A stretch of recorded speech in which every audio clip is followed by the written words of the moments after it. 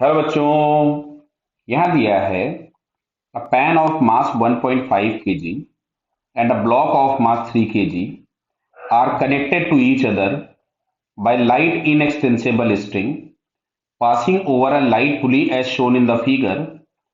Initially the block is resting on horizontal floor. A ball of mass 0.5 kg collides with the pan with a speed 20 meter per second. Consider this instant. The collision at t is equals to 0. Assume collision to be perfectly inelastic. Now answer the following question based on the above information. तो question ये पूछा गया है, find the velocity of pan plus ball system at t is equals to 2.6 seconds.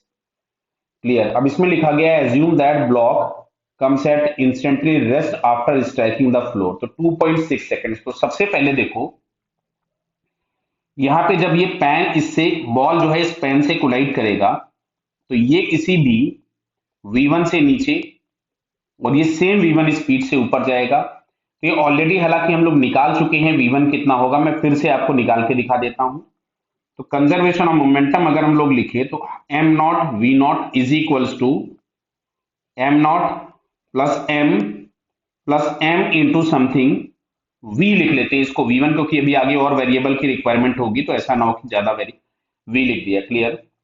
तो ये हमारे पास यहां से आ रहा है 0.5 into 20 is equal to 5 into v. यहां से v बराबर हमारे पास आता था 2 मीटर पर सेकेंड. यानी हो क्या रहा है, कोलिजन के जस्ट बाद ये जो ब्लॉक है वो ऊपर की तरफ में जाना चालू करेगा 2 मीटर पर सेकेंड से, और ये पैन प्लस बॉल सिस्टम वो 2 मीटर पर सेकेंड से नीचे. लेकिन ब्लॉक का मास दिया है 3 kg और पैन प्लस इसका मास अगर हम लोग देखेंगे तो हम लोगों के पास होगा 2 kg. मतलब अभी भी जो एक्सेलरेशन होगा वो इस डायरेक्शन में होगा a, जो कि हम लोगों ने सॉल्व करके निकाला. तो ये a बराबर हम लोगों के पास आ रहा है, सिंपल आप एनएलएम लगाइए, न्यूटन लॉज ऑफ मोशन के कंसेप्ट यूज कीजिए. तो यहाँ पे एक्सेलरेशन मिला 2 metre per second square. Clear. तो अब देखो इस ब्लॉक को पहले नीचे आने में कितना समय लगेगा, क्योंकि बोला था कोलिजन t बराबर 0 पे हुआ है और आपको t इज इक्वल टू 2.6. तो जितना जितना टाइम कम होता जाएगा वो हम हटाते जाएंगे. तो अब सुनो, जो पैन की वेलोसिटी थी वो v थी, जो कि हमारे पास 2 मीटर पर सेकेंड थी.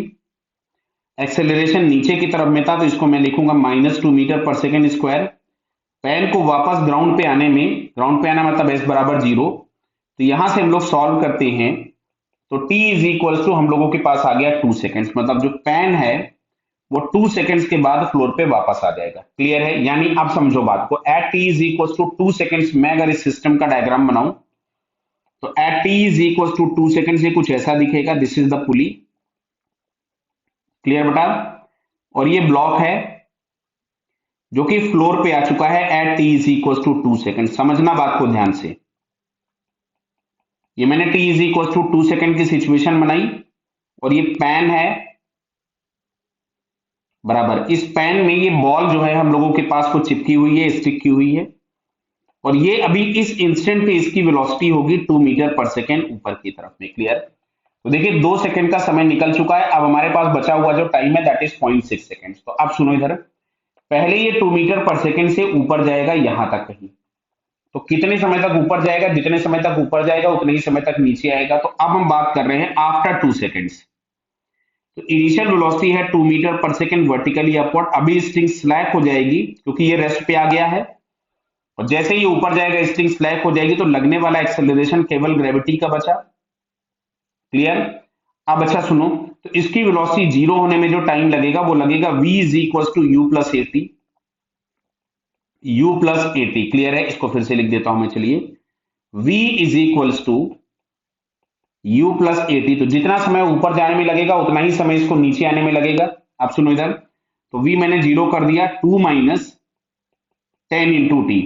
तो t इज इक्वल टू आया 0.2 सेकेंड. यानी 0.2 सेकेंड में ये ऊपर जाएगा और 0.2 सेकंड में नीचे आएगा. यानी 0.4 सेकंड और निकल गया. 0.4 सेकंड और निकल गया. तो अब टोटल टाइम जो हम लोगों के पास निकल चुका था 2 प्लस 0.4. अब सुनना इधर, यानी अगर मैं t is equal to 2.4 second पे फिर से डायग्राम बनाता हूं, मैं फिर से डायग्राम बनाता हूं आपके लिए. तो ये हमारे पास पुली है,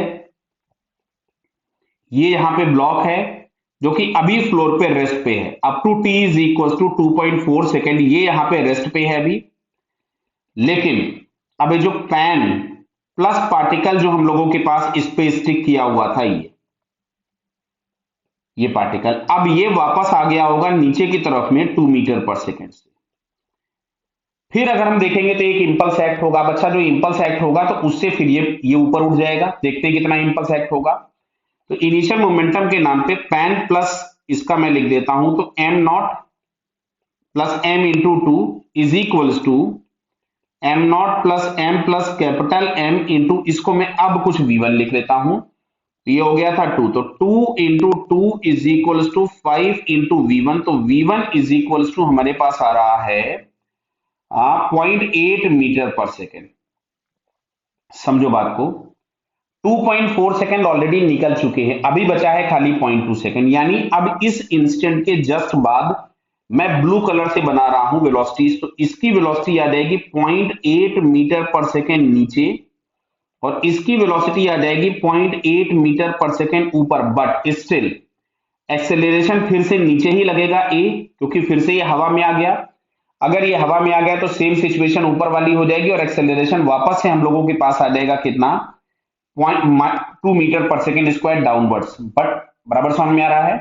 तो अब अगर मैं फर्दर कैलकुलेशन करता हूं, तो जस्ट आफ्टर इंपैक्ट, ये जस्ट आफ्टर स्टिंग टाइट, इसकी जो वेलोसिटी है that is 0.8 metre per second downwards, और इसका जो एक्सेलरेशन होगा वो ऊपर की तरफ में होगा, तो मैंने ए की जगह लिख दिया -2 metre per second square. Time बचा हुआ है आपके पास 0.2 सेकेंड। बड़ा क्लियर हो रहा है, 2.4 सेकेंड ऑलरेडी निकल चुके थे, ये 2.4 सेकेंड ऑलरेडी निकल चुके हैं, तो बचा है 0.2 सेकेंड्स। अब अगर मैं लगाता हूं तो v is equals to u plus a t, तो u था 0.8, एक्सेलरेशन के नाम पे -2, और ये 0.2, तो ये फाइनली हमारे पास आ रहा है 0.4 metre per second.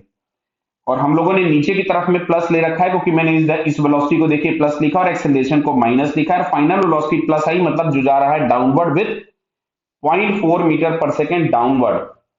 0.4 metre per second downward ही हम लोगों को फोर्थ ऑप्शन में दिया है, so it's fourth answer is correct. Clear बेटा?